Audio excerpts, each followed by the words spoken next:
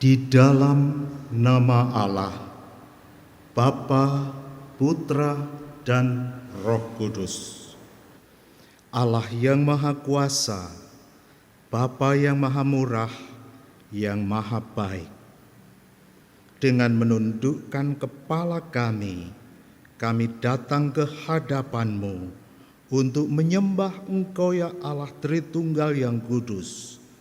Kami memuji, memuliakan akan Engkau. Kami memuji akan kasih-Mu. Kami memuji akan kemurahan-Mu. Kami memuji untuk rencana keselamatan bagi kami. Oh Bapa yang makasih, Engkau tidak hanya mengingat kami yang masih hidup di bumi, ya bahkan untuk para jiwa yang sudah di alam barzah, Engkau ingat, Engkau menyediakan keselamatan bagi kami. Oh Bapa, dalam situasi dan kondisi pada saat ini, terutama di mana COVID-19 masih berkecamuk. Banyak terdapat kurban-kurban, banyak terdapat mereka yang terpapar. Banyak saudara-saudara kami yang harus menderita, mereka yang kehilangan pekerjaan, mereka yang kehilangan akan pemasukan. Oh Bapa, Engkau melihat semuanya, karuniakanlah kemurahan-Mu. Pada kesempatan ini kami juga mengingat mereka yang terbeban berat, mereka yang mengalami sakit penyakit, mereka yang berseru-seru mohon tolong. Engkau Allah yang Maha Kasih, tengoklah mereka sekalian untuk dapat mengalami akan pertolongan-Mu. Banyak jiwa yang telah kami mohonkan hadir di tengah-tengah kami. Biarlah mereka sekalian mendapatkan kasih karunia, prasyarat keselamatan melalui hamba-hamba-Mu, kelompok rasul. Kini ya Bapa, utuslah para malaikat berjaga-jaga atas kami, agar kebaktian-Mu berlangsung dengan sempurna. Bersama-sama kami dengan kelompok rasul, Tristimewa Rasul Kepala, kami menengadah kepada-Mu, menantikan berkat dan selamat yang berasal daripada-Mu. Oh Bapa yang makasih, hadirlah di tengah-tengah kami. Kami menantikan kehadiran-Mu di dalam firman, di dalam kemurahan, serta berkat-berkat-Mu. Dengarlah doa permohonan kami untuk keselamatan, untuk kesejahteraan jiwa kami. Kami mohon di dalam nama Tuhan Yesus Kristus. Amin.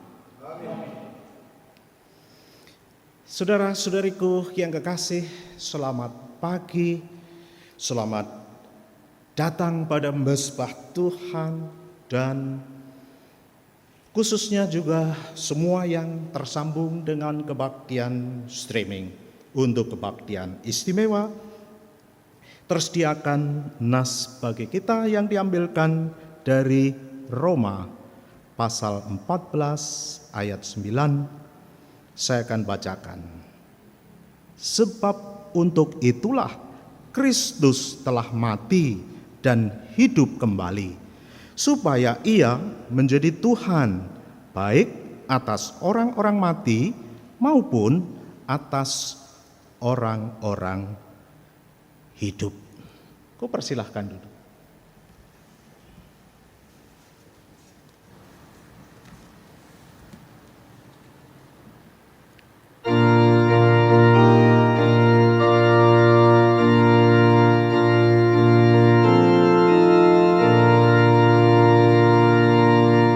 Praise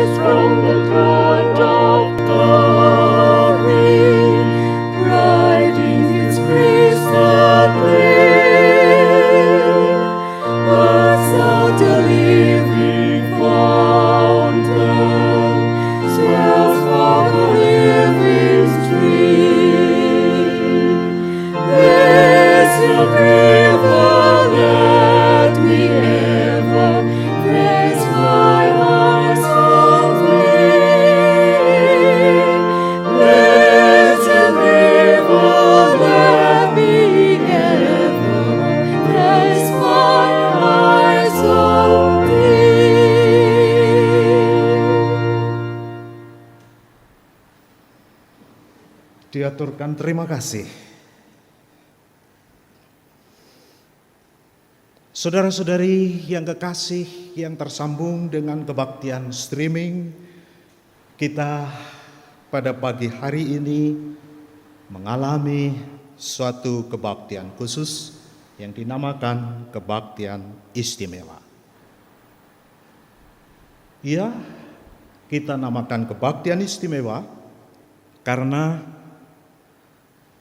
pada hari ini secara khusus bagi para jiwa yang telah hadir oleh karena undangan ilahi untuk dapat datang ke dalam rumah Allah akan mendapatkan prasyarat keselamatan melalui rasul kepala, para rasul distrik, maupun para rasul yang ditugaskan menerima sakramen yang diperlukan sebagai prasyarat keselamatan. Sesungguhnya, apakah kebaktian istimewa sebagaimana saat ini maupun kebaktian pada umumnya tidak ada bedanya. Kita yang hidup, kita yang menyandang tubuh jasmani hadir, tampak, terlihat. Mereka yang tidak bertubuh lagi, para jiwa yang dari alam barzah hadir. Hanya kita tidak dapat melihat keberadaan mereka. Itulah yang membedakan. Tetapi pada kesempatan yang khusus seperti ini, ketika sakramen disalurkan kepada mereka yang telah siap, yang belum mendapatkan baptisan akan dibaptis, yang sudah dibaptis akan mendapatkan karunia Roh Kudus di dalam kementerian kudus, dan mereka diundang untuk merayakan perjamuan kudus. Mereka untuk dapat dibaptis, menerima prasyarat keselamatan, perlu faham, mengerti, mengetahui sebagaimana kita yang masih hidup perihal Injil Yesus Kristus, perihal pengikutan kepada Tuhan Yesus Kristus.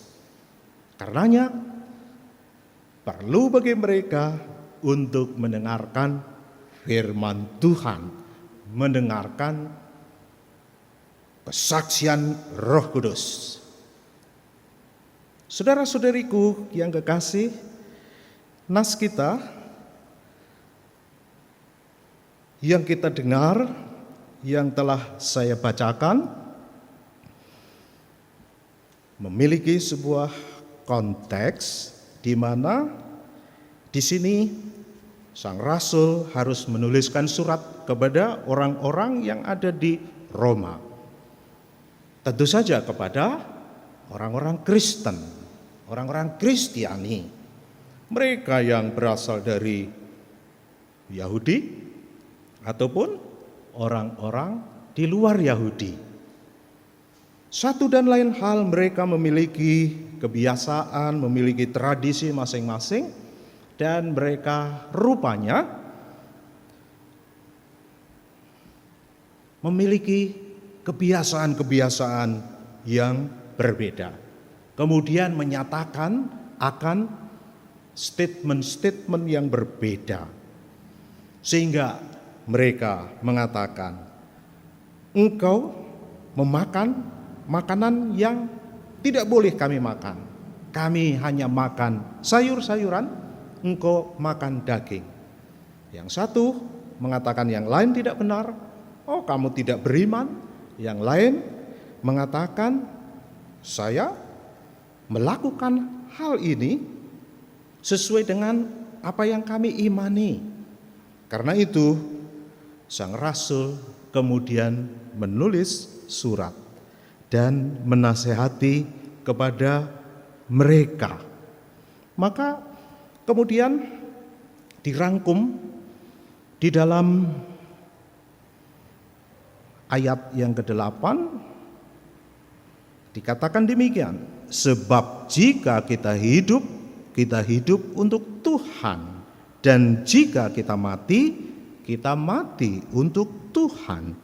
Jadi baik hidup atau mati, kita adalah milik Tuhan. Mereka mengatakan perihal makanan, ini tidak boleh dimakan, ini boleh dimakan. Yang lain sebaliknya. Yang lain memikirkan hari ini baik, hari ini kurang baik. Mereka mempertahankan akan hal itu. Kita dapat membaca dengan seksama pada Roma pasal 14 ini. Tetapi pada akhirnya dikatakan di sini pada ayat yang ke-9 nas kita, sebab untuk itulah Kristus telah mati dan hidup kembali, supaya ia menjadi Tuhan baik atas orang-orang mati maupun atas orang-orang hidup. Kemudian pada akhirnya dikatakan pada ayat 12, demikianlah setiap orang di antara kita akan memberi pertanggungan jawab tentang dirinya sendiri kepada Allah. Semuanya akan mempertanggungjawabkan pada akhirnya ke hadapan hadirat Allah. Saudara-saudariku yang kekasih, bahwa nas kita menyatakan akan satu pesan yang penting untuk kita sekalian, bahwa Yesus Kristus akan menyelamatkan semua manusia dari kematian yang kekal. Di mana pada nas kita, sebab untuk itulah Kristus telah mati dan hidup kembali, supaya ia menjadi Tuhan baik atas orang-orang mati maupun atas orang-orang hidup. Semuanya akan diselamatkan. Kita ingin mengetahui sedikit perihal makna dari nama ataupun gelar Tuhan, bahwa Yesus Kristus adalah Tuhan. Kini kita ingin mengerti lebih lanjut supaya ada pemahaman lebih baik. Ya, kita bersumber dari katekismus. Apakah arti nama Yesus? Yesus berarti Tuhan menyelamatkan. Di dalam Injil Matius pasal 1 ayatnya yang ke-21. Ini menyatakan suatu pesan malaikat kepada Yusuf pada waktu itu. Saya akan bacakan di sini. Ia akan melahirkan anak laki-laki dan engkau akan menamakan dia Yesus, karena dialah yang akan menyelamatkan umatnya dari dosa mereka. Kita mengetahui sejarah ini bahwa Yusuf akan meninggalkan secara diam-diam tunangannya Maria yang telah mengandung. Tetapi malaikat menasihatkan kepada Yusuf yang sedemikian, ia akan melahirkan anak laki-laki dan engkau akan menamakan dia Yesus, karena dialah yang akan menyelamatkan umatnya dari dosa mereka. Dari namanya kita mengetahui Yesus adalah penebus dan juru selamat yang dijanjikan. Kita telah mengenal arti dari Yesus. Kemudian Yesus memiliki gelar yang agung yang disebut Kristus. Kristus ini berasal dari bahasa Yunani Kristos itu memiliki sebuah makna yang diurapi. Dari sejarah Perjanjian Lama kita mengetahui raja-raja Israel sebelum melakukan tugasnya dinobatkan sebagai raja diurapi. Kita mengenal Saul, raja pertama Israel. Kita mengenal Daud melalui Nabi Samuel. Mereka diurapi, dipersiapkan untuk sebuah tugas khusus untuk memimpin umat Israel. Itu menandakan pengudusan untuk sebuah pelayanan. Kini Yesus digambarkan sebagai yang diurapi karena ia adalah Tuhan atas semuanya. Tuhan baik untuk orang-orang yang hidup maupun untuk yang mati. Mengapa Yesus mendamaikan manusia kepada Allah? Gelar agung Kristus sangat erat kaitannya dengan Yesus menjadi sebuah nama yang cocok, nama yang sesuai, Yesus Kristus. Kemudian kita juga mengenal bahwa Israel juga menantikan seorang Mesias. Apa arti dari Mesias? Gelar Mesias yang juga menjadi gelar Yesus ini. Itu berasal dari bahasa Ibrani. Artinya sama dengan Kristus yang diurapi. Bahwa Yesus dari Nazaret, banyak nama Yesus, tetapi menunjuk Yesus dari Nazaret adalah Kristus yang dinantikan oleh Israel. Itu nyata kita ketahui di dalam Perjanjian Baru. Kemudian jika kita menyatakan akan Tuhan, ini juga merupakan gelar agung.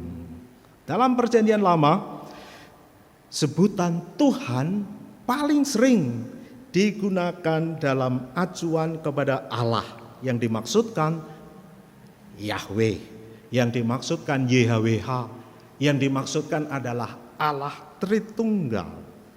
Dalam Perjanjian yang baru, gelar agung ini juga berlaku untuk Yesus Kristus. Ini mencirikan akan kuasa ilahi Yesus Kristus.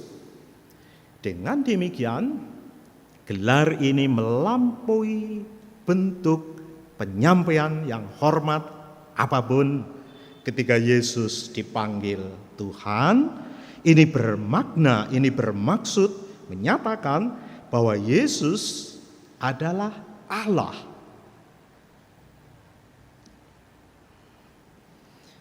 Saudara-saudari yang kekasih, itulah gelar-gelar yang dimiliki oleh Yesus. Kita mengetahui tadi Yesus artinya Tuhan yang menyelamatkan, kemudian Kristus artinya yang diurapi, kemudian Mesias itu sama halnya yang diurapi, dan Tuhan yang menunjuk bahwa Yesus adalah Allah. Untuk dapat diselamatkan, baik yang hidup dan yang mati, harus percaya kepada Yesus Kristus, Tuhan yang telah bangkit dari antara orang mati. Itu juga dinyatakan di dalam kitab Roma. Saya akan membacakan pada pasal 10 ayatnya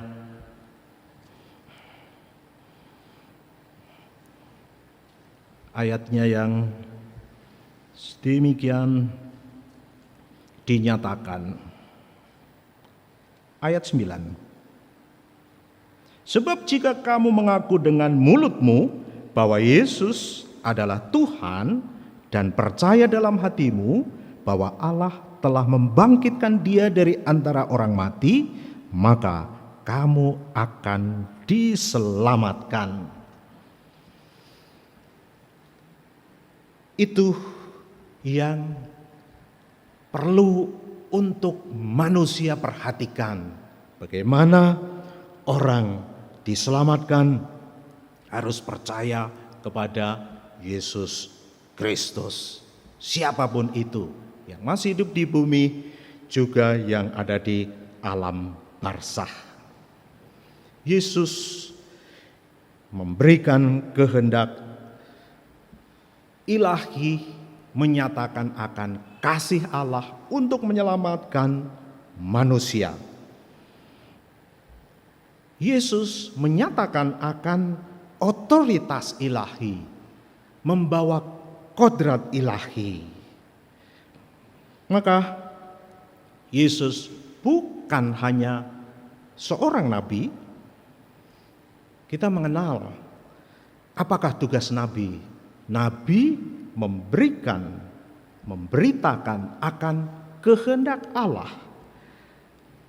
Nabi menubuatkan akan peristiwa-peristiwa yang akan datang. Itu dikerjakan oleh Yesus Kristus, sehingga Yesus juga merupakan seorang nabi.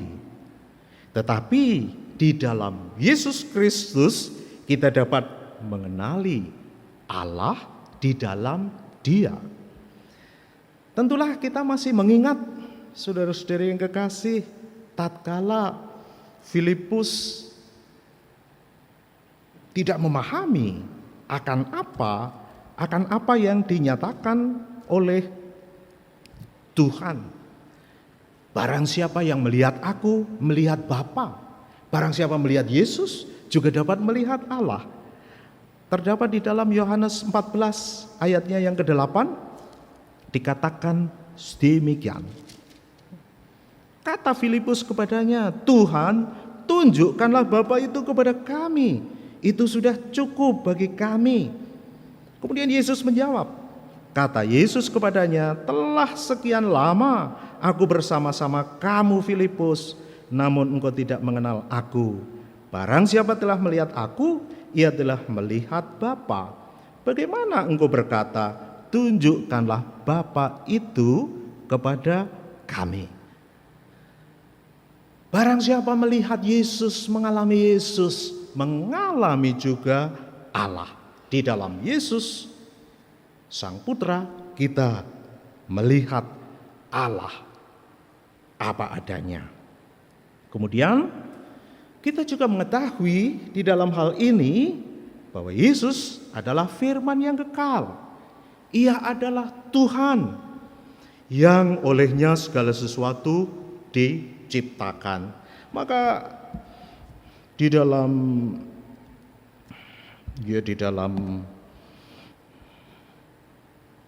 Yohanes dikatakan, Yohanes yang pertama, dikatakan hal itu secara jelas sedemikian rupa. Pasal 1 ayat 1 sampai 3. Pada mulanya adalah firman, firman itu bersama dengan Allah, dan firman itu adalah Allah. Ia pada mulanya bersama-sama dengan Allah, segala sesuatu dijadikan oleh Dia, dan tanpa Dia tidak ada sesuatu pun yang telah jadi dari segala yang telah dijadikan. Firman yang kekal adalah Tuhan.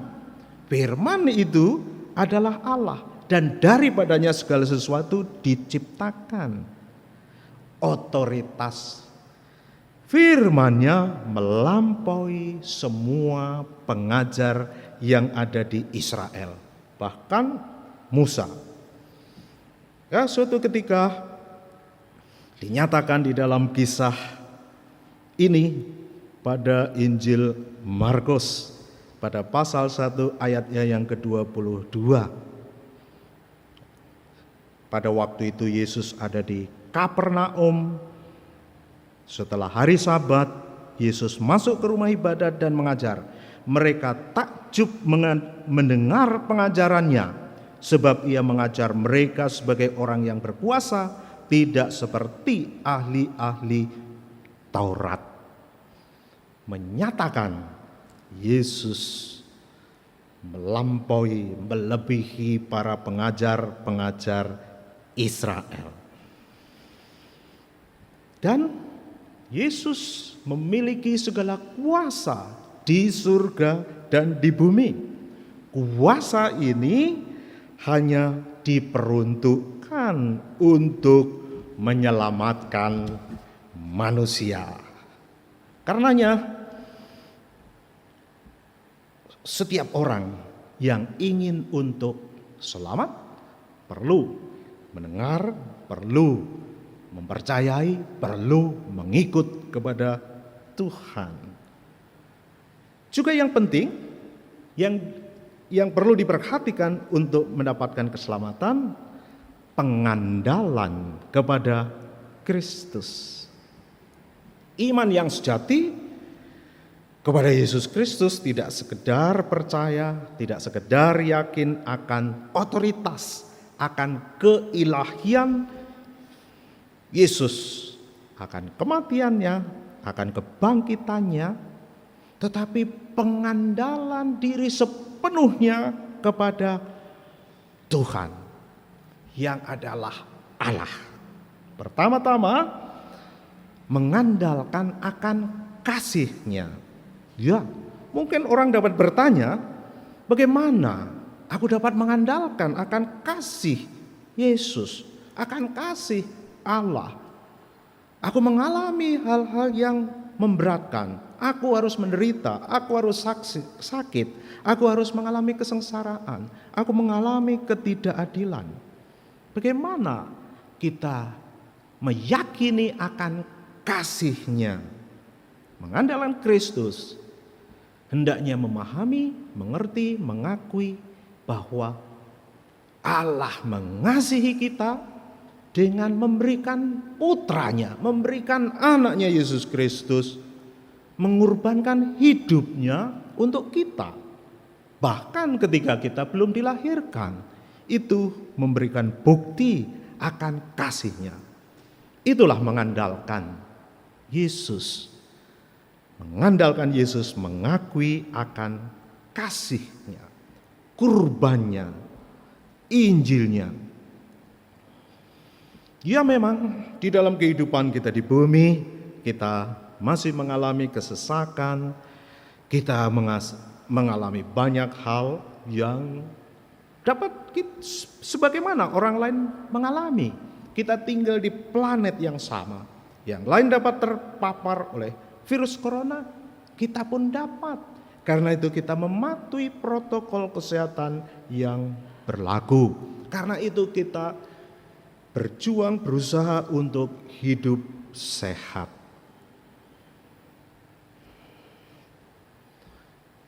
Dan di dalam pengandalan diri akan kasih Allah ini, biarlah kita boleh mengalami damai-Nya, penyertaan-Nya, dan kita boleh mengalami ketentraman.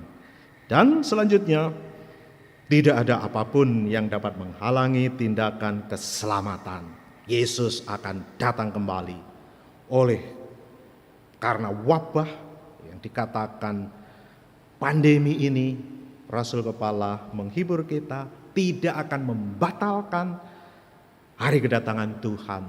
Hari kedatangan Tuhan tidak akan didelay, dan rencana keselamatan tidak akan dibatalkan. Yesus akan datang kembali. Kita perlu mengandalkan Yesus. Berikut, marilah kita juga untuk dapat diselamatkan mengikut Yesus Kristus.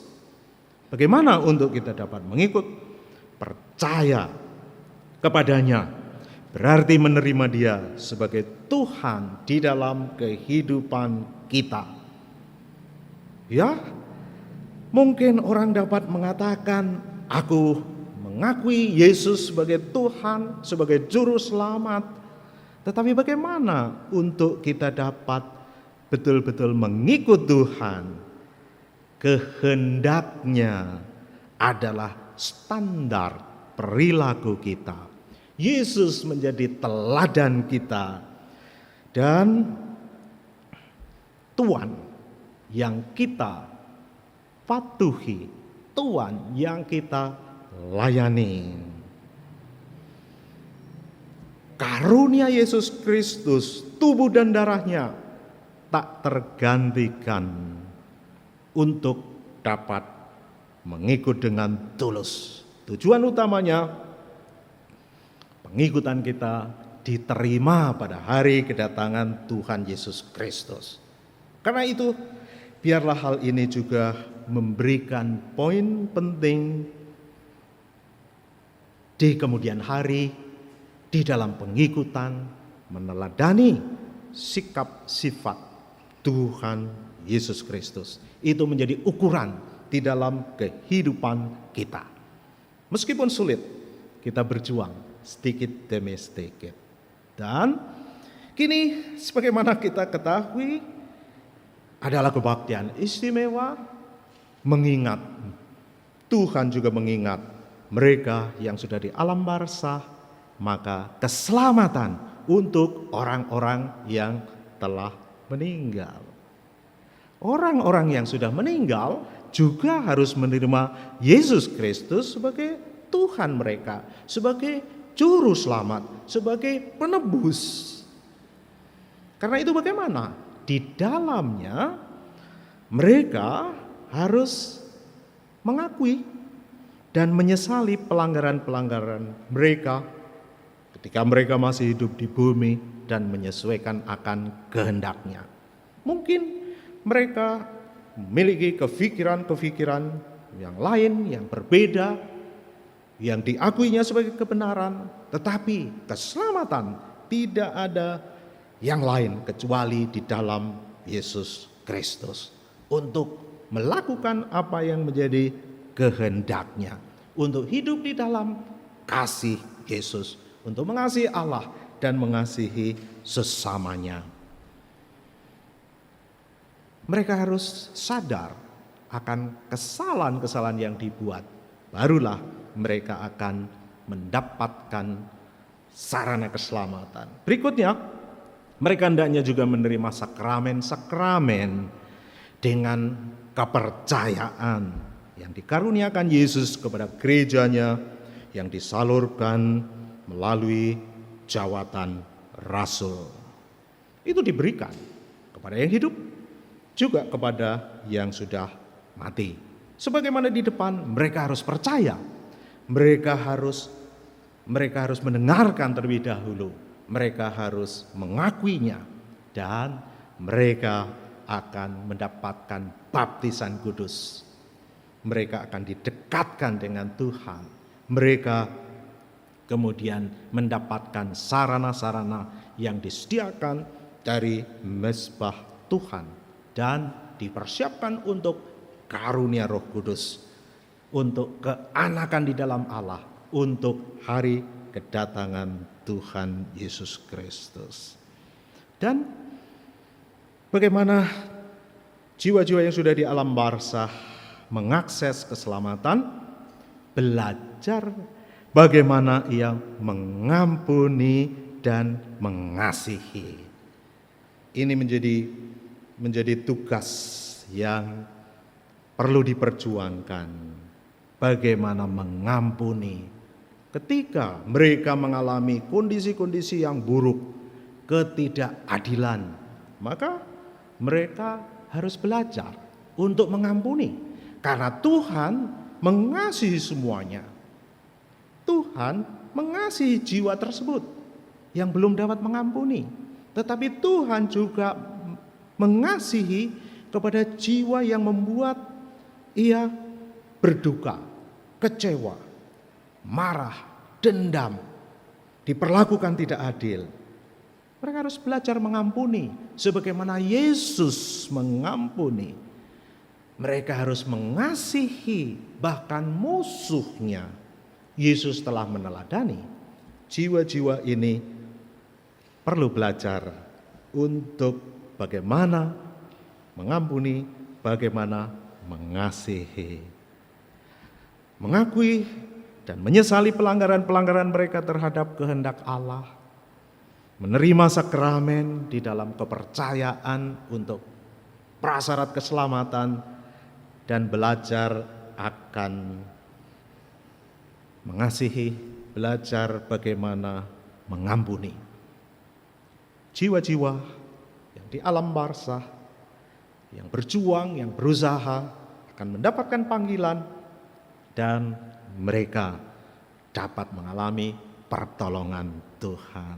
Semoga para jiwa yang dari alam barzah, yang belum terbebaskan, yang menaruhkan pengharapan kepada kasih karunia Yesus Kristus akan mendapatkan pertolongan, bukan sekedar kompensasi karena hidupnya menderita sepanjang hidup di bumi, karena mereka mengalami sakit penyakit, karena ketidakadilan, bukan, tapi mereka mengalami akan kasih karunia Yesus Kristus. Mereka yang berharap mereka akan mendapatkan yang sedemikian ini.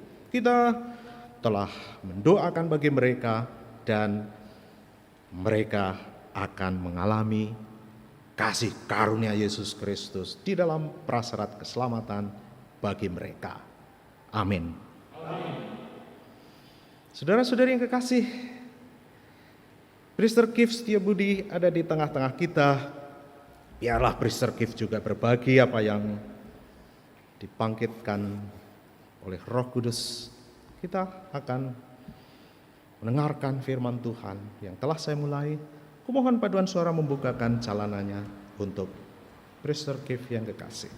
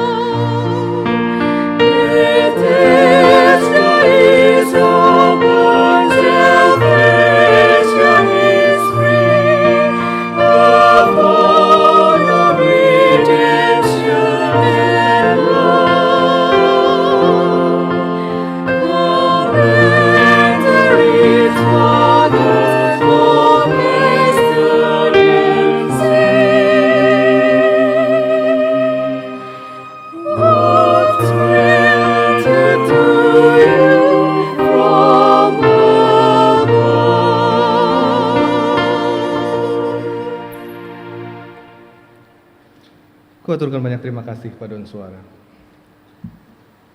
Saudara dan saudariku yang kekasih, dan kau semua yang terhubung dengan siaran kebaktian pada pagi hari ini. Kita tiba di dalam kebaktian istimewa yang terakhir di tahun ini. Sungguh merupakan sebuah tahun yang khusus. Kita mengalami begitu banyak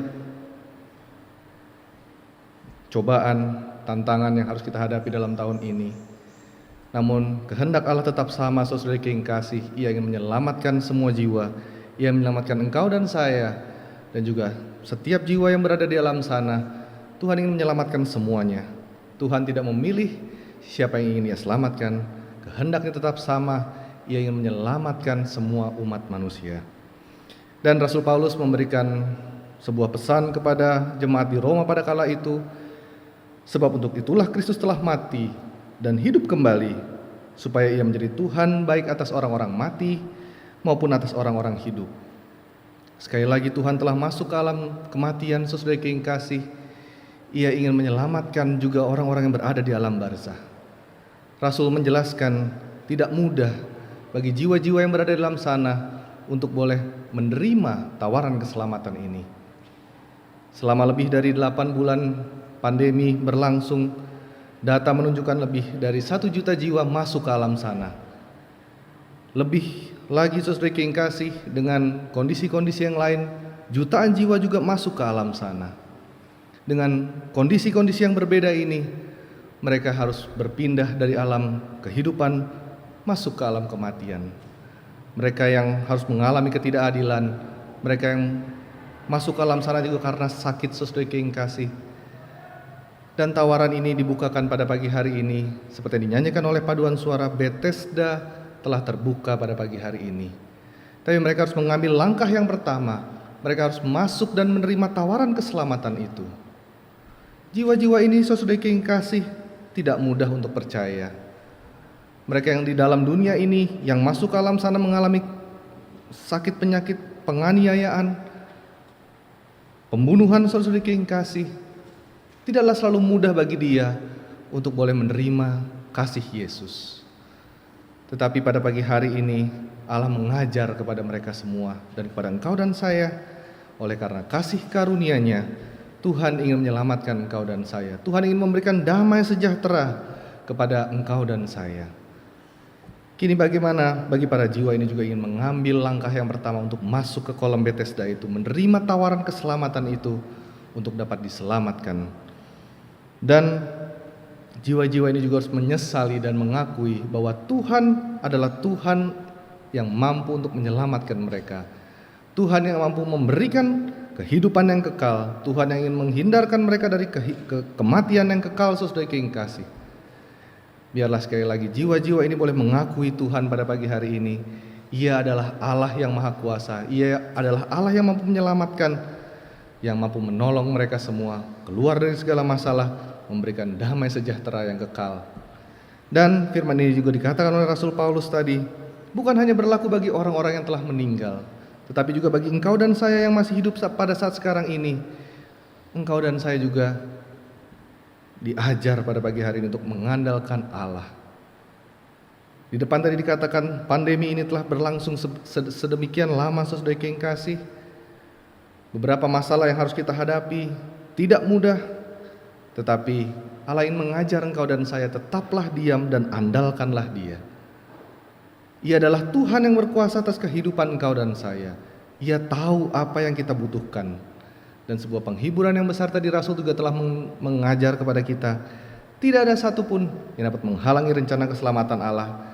Tidak ada satupun yang dapat membatalkan kedatangan Tuhan Yesus Kristus kembali. Itulah penghiburan yang besar bagi kita saudara yang kasih. Ya, kita masih hidup dalam kehidupan yang mungkin penuh dengan kesesakan, penuh dengan penderitaan. Tetapi pada saatnya nanti kita boleh hidup dan tinggal bersama dengan Tuhan Yesus Kristus di dalam persekutuan yang kekal dengan Allah. Iblis senantiasa terus untuk melanjutkan usahanya untuk merusak pengandalan engkau dan saya. Ia berusaha untuk menghindarkan kita, mengucilkan kita dari sidang jemaat saudara yang kasih, melonggarkan persekutuan kita dengan Allah. Namun apa yang dikatakan Rasul tadi, biarlah kita senantiasa mengandalkan akan kasih-Nya. Ia tahu apa yang kita butuhkan saudara yang kasih. Ia tahu apa yang kita perlukan untuk kita boleh masuk ke dalam persekutuan yang kekal. Marilah saudara yang kasih, firman yang begitu indah diberikan bukan hanya bagi mereka yang telah meninggal pada pagi hari ini, tapi juga pada engkau dan saya saudara yang kasih. Kita ingin mengandalkan kasih-Nya. Kita ingin berdoa. Selama seminggu ini kita telah mendoakan para jiwa, tapi kita ingin terus mendorong mereka untuk boleh mengambil langkah yang pertama, masuk ke dalam kolam Bethesda itu, masuk untuk menerima tawaran keselamatan itu, agar mereka juga berani mengambil langkah yang pertama, mengakui Kristus sebagai Tuhan, dan bersama para kekasih kita yang telah mendahului kita, kita menantikan kedatangan Kristus kembali. Dan kita yang masih hidup dalam dunia ini, kita ingin bersetia dan kita menantikan agar Tuhan menyebut kita masuk ke dalam persekutuan yang kekal bersama dengan Allah Sang Bapa. Amin.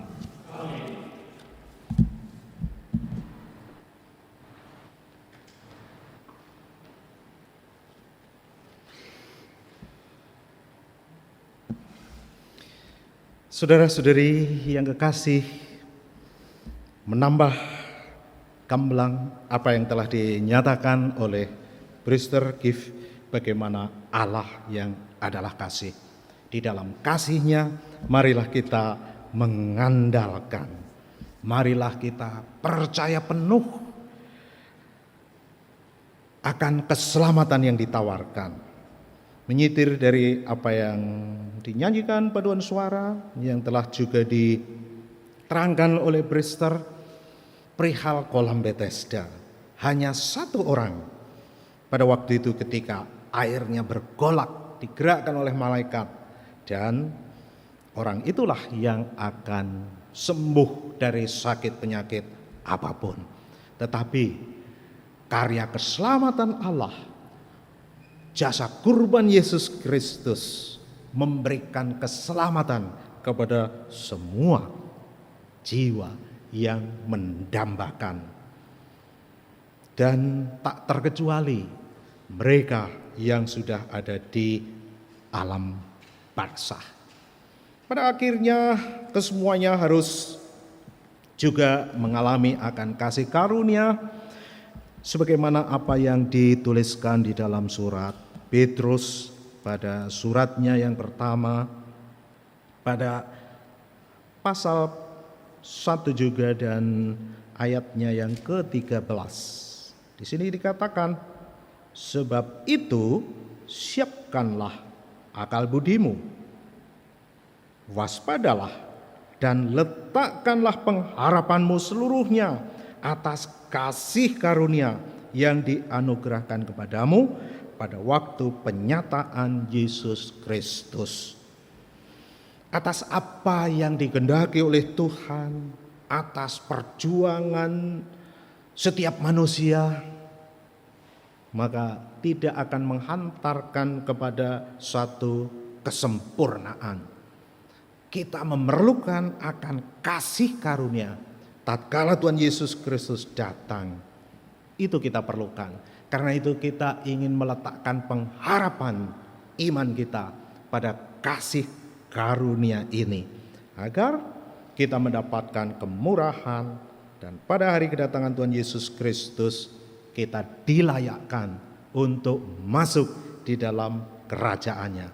Itu harapan kita, itu sukacita kita sebagai anak-anak Allah. Kita berbahagia bersama mereka yang telah kita doakan bersama-sama, kepada mereka yang sampai pada pengetahuan akan iman dan kepercayaan kepada Yesus Kristus dan meraih sarana-sarana keselamatan yang disediakan. Amin. Amin.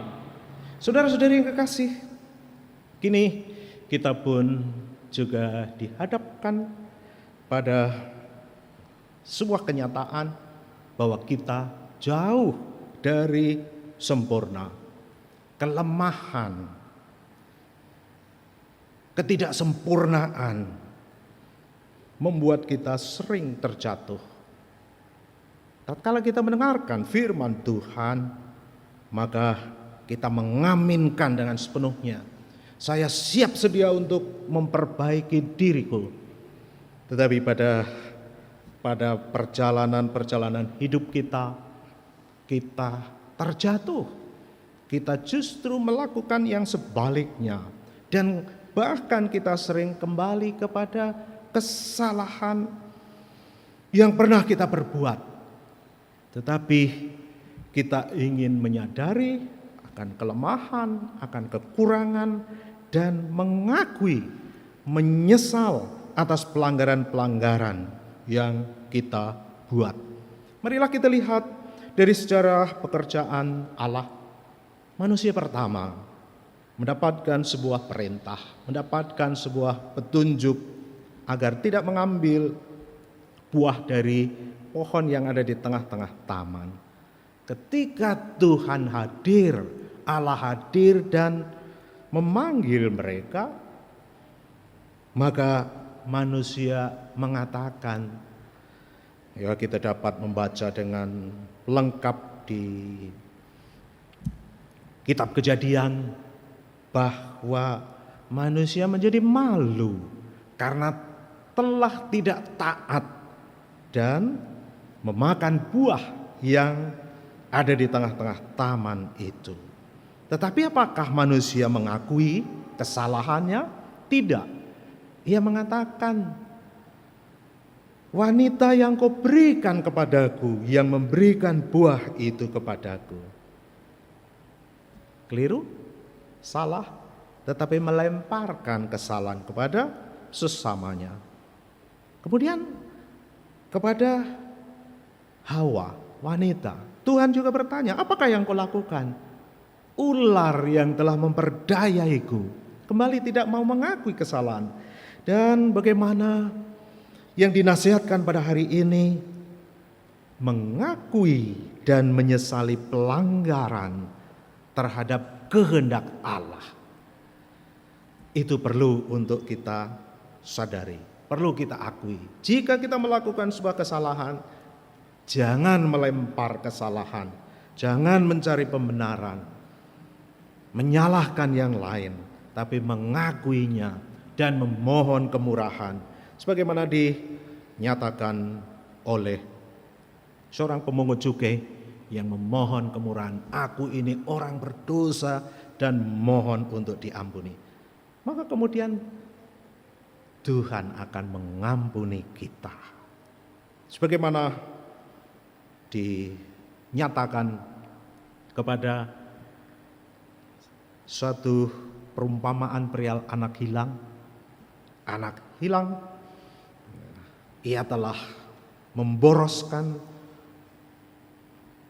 apa yang telah ia terima dari orang tuanya, warisannya habis. Dan ia menyadari, ia menjadi miskin, ia menjadi sengsara. Dan ia sadar di rumah bapaknya tidak ada satupun hambanya yang mengalami kondisi yang buruk. Sehingga ia mengakui, ia menyadari, ia datang dan ia menyatakan agar hanya diterima sebagai hambanya saja.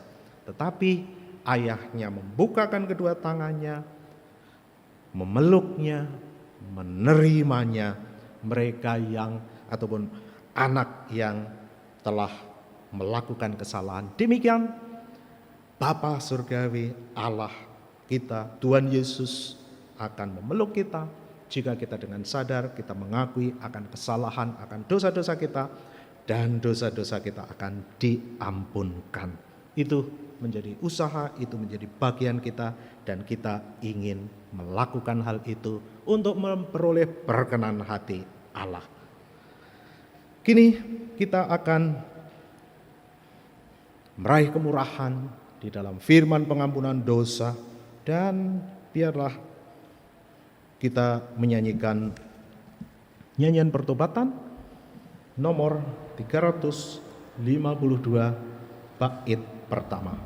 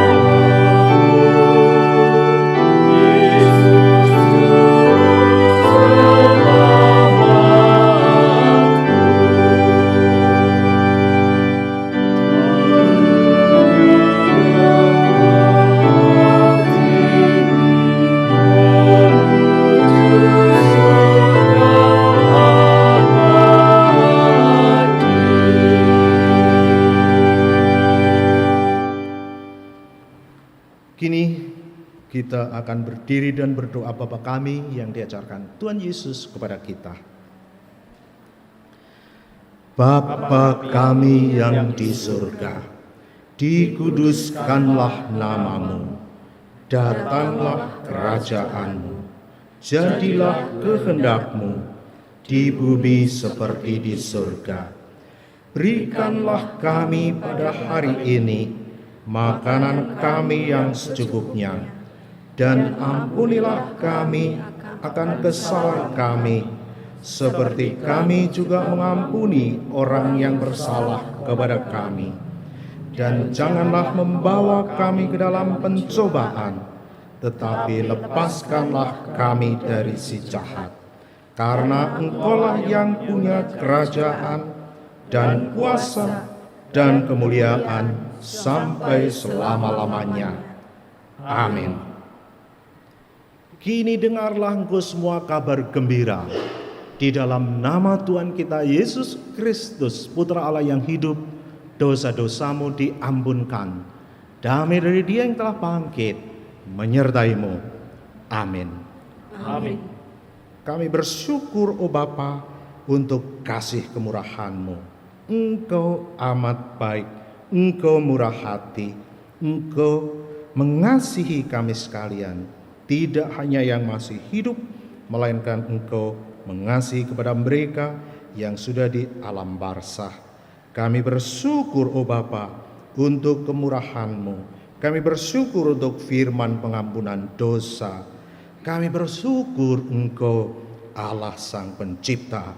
Kami bersyukur Allah Putra yang telah berkurban, telah memberikan tubuh dan darahnya bagi kami, yang menebus dosa kami, untuk yang hidup maupun yang telah mati. Kami bersyukur atas Engkau ya Allah Roh Kudus, yang telah mengajar, yang telah memberikan, menyediakan keselamatan.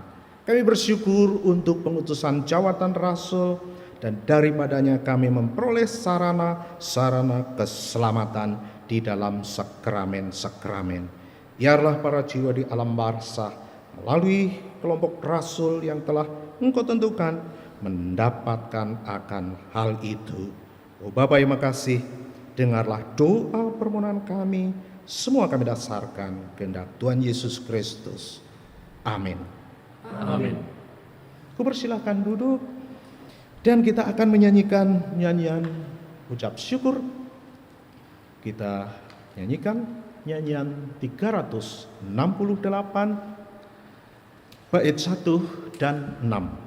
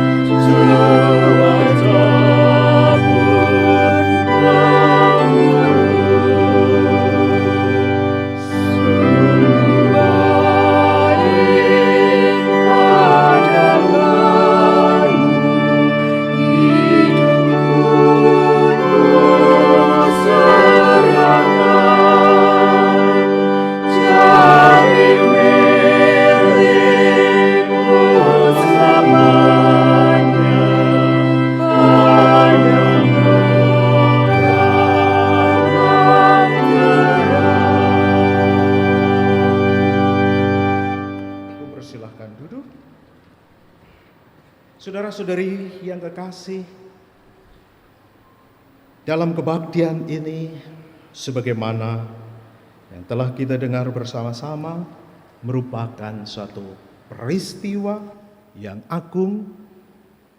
3 kali dalam 1 tahun, Priester Keith mengatakan saat ini adalah yang terakhir untuk tahun ini. Para jiwa di alam barzah yang telah kita doakan dengan tekun, mereka yang telah percaya, mereka akan mendapatkan sarana keselamatan. Mereka akan dibaptis, mereka akan dimeteraikan, dan mereka juga akan merayakan perjamuan kudus melalui kelompok rasul yang ditugaskan. Kita sekalian akan memperantarakan mereka. Biarlah kelompok paduan suara dapat menyanyikan untuk meratakan jalanannya.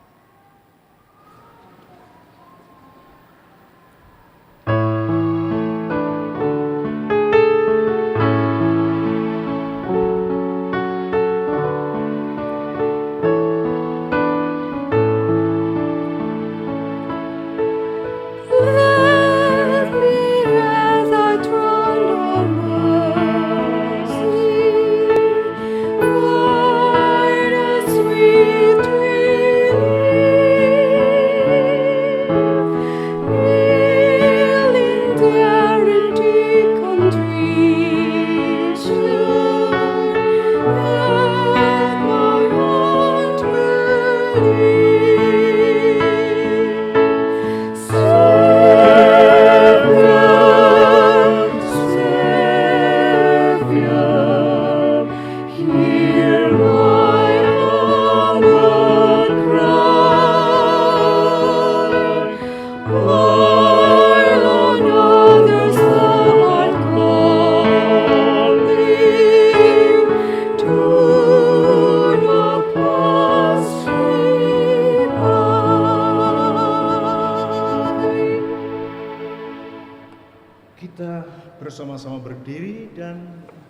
memperantarakan para jiwa.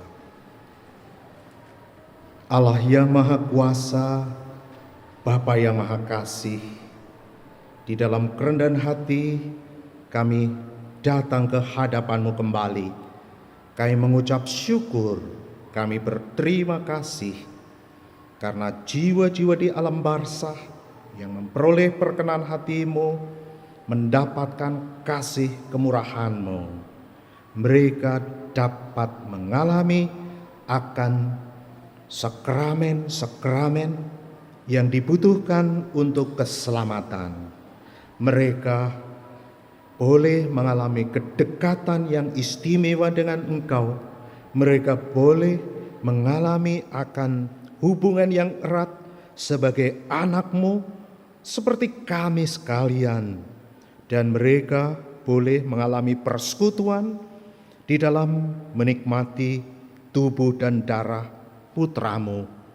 Kami bersyukur, oh Bapa, karena kesempatan ini juga terbuka untuk jiwa-jiwa yang percaya.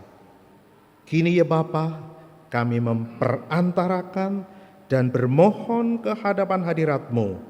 Berikanlah kepada mereka yang telah siap sedia untuk dapat menengadah, percaya kepadamu, meninggalkan segala sesuatu yang mengharu biru, yang menghalangi agar dapat meraih kasih kemurahan-Mu.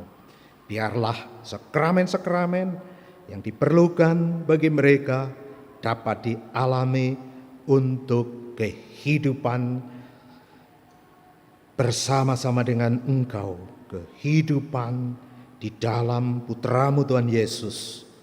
Oh Bapa, biarlah selanjutnya mereka boleh bersukacita, mereka boleh berbahagia untuk menantikan akan kedatangan Putra-Mu. Bapa yang makasih, kami bermohon dari dalam hati untuk sukacita para jiwa di alam barzah yang telah siap sedia dan menjadikan sukacita kami. Kami mohon di dalam nama Tuhan Yesus Kristus. Amin. Amin. Kini biarlah paduan suara melanjutkan.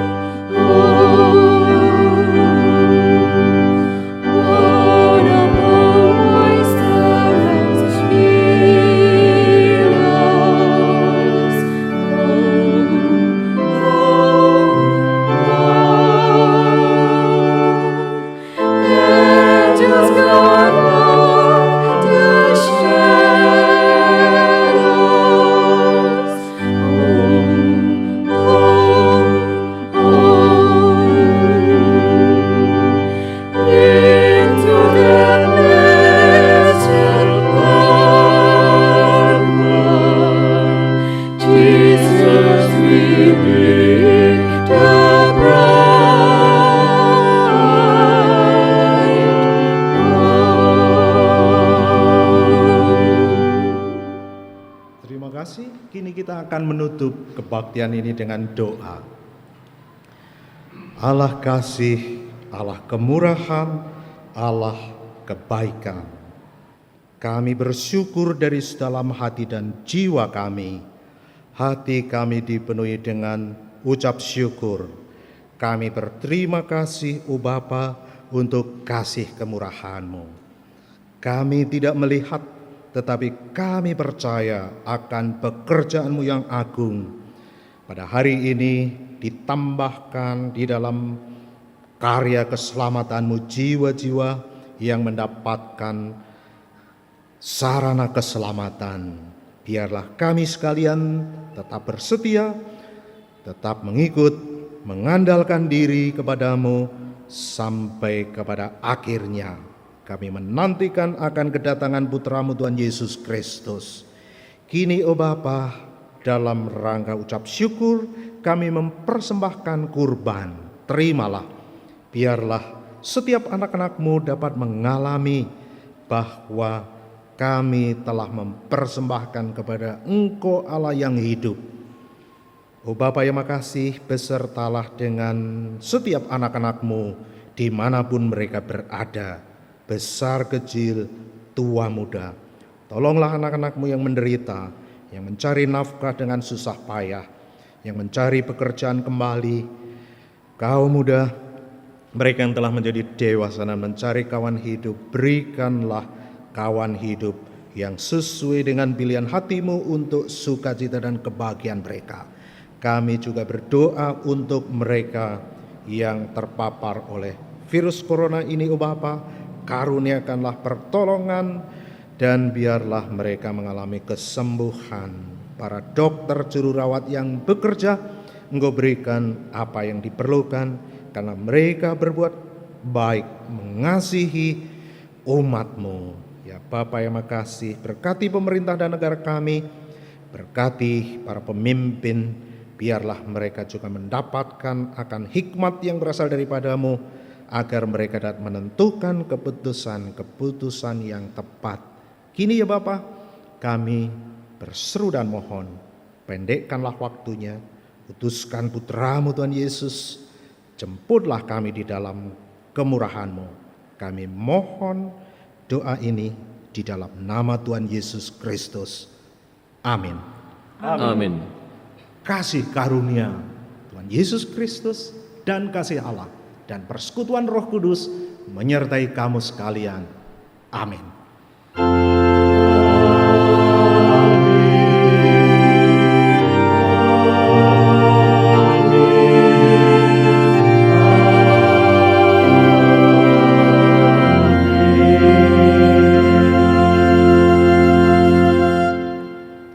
Persilahkan duduk. Biarlah kini nyanyian penutup dapat dipersembahkan.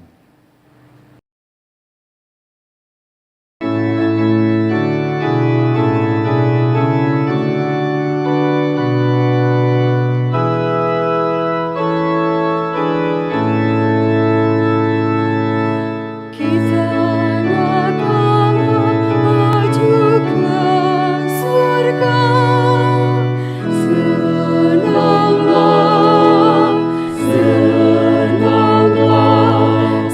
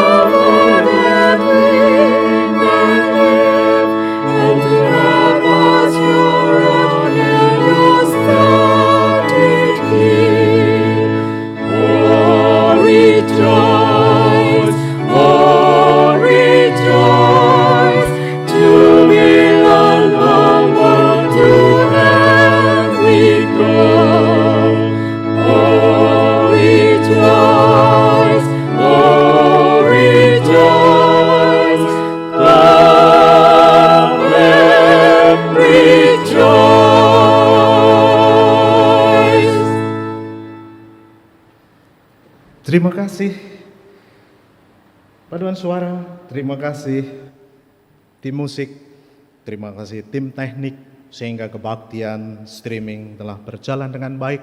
Kudoakan bagi saudara-saudari banyak kesukaan, banyak kebahagiaan. Selamat hari Minggu ini dan sampai jumpa lagi di lain kesempatan. Terima kasih banyak.